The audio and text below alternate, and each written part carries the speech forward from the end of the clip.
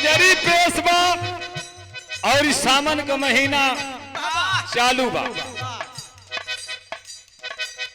स्वामी जी लिखलन का लिखलन कजरी की गोरिया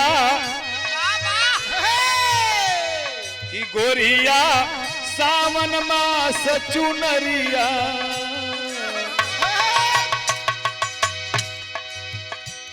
की गोरिया सावन मास चुनरिया बिन बादरिया हो भी जयना।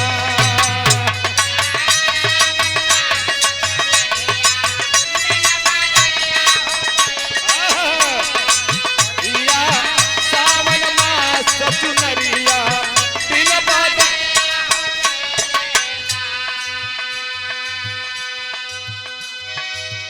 काम क्रोध संग मजा उड़वलू दुल्हा के बिसरा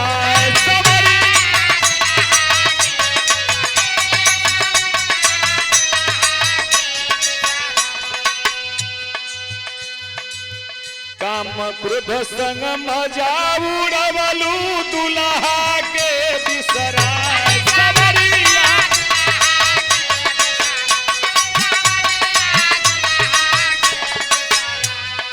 लुट गए तेरा जो बनवा गोरिया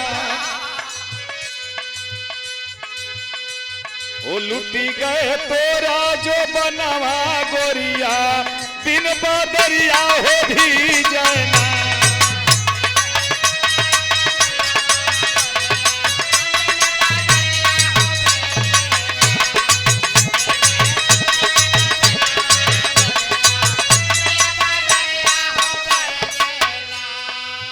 ये बहुत रुपयों का पुरस्कार एक गुरु भाई लौटू जी फूलपुर आजमगढ़ के धरती की तरफ से आया। स्वामी जी से प्रार्थना है कि हर मोड़ पर सफलता मिले, दिन दुना रात चौगुना बढ़ोतरी हो। यही हमारा निवेदन है, प्रार्थना है। लेकिन है कजरी पर ध्यान दीजिए, बड़ी बेजोड़ बात लिखल स्वामी जी का लिखलन 5-25 जोलहा मिल कर चुनरी कर तैयार सवरिया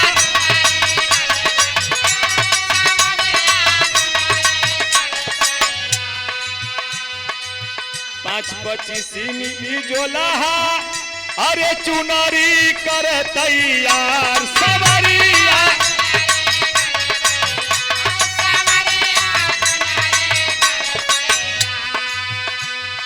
गोरलू मोह की जड़ में फूहरिया गोरलू मोह की जड़ में फूहरिया बिन बादरिया हो भी जाना।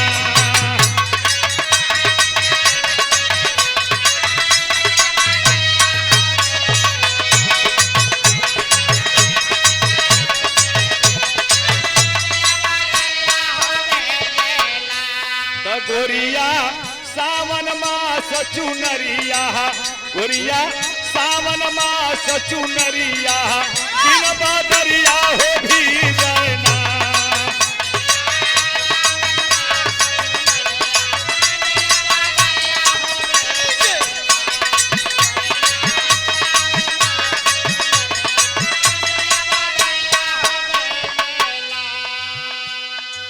सारी जवानी माटी कैलू चोरन के संग जाए सवरिया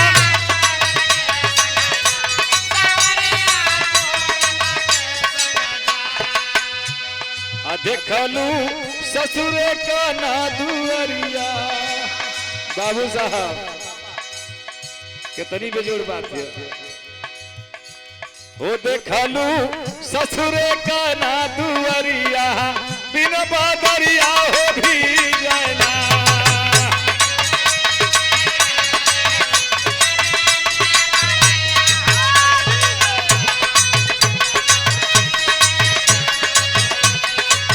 बिन बादरिया हो भी जाना। तो गोरिया सावन मास चुनरिया बिन बादरिया हो भी जाना।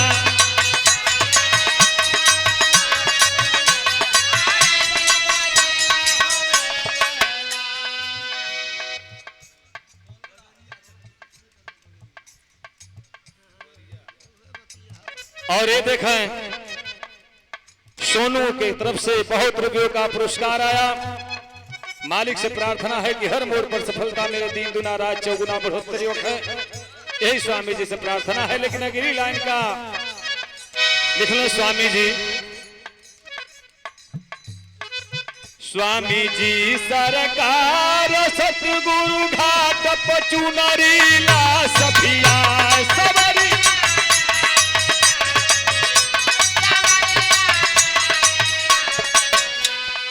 लेला सतगुरु संग बहरिया, लेला सतगुरु संग बहरिया, बिन बादरिया हो भिजली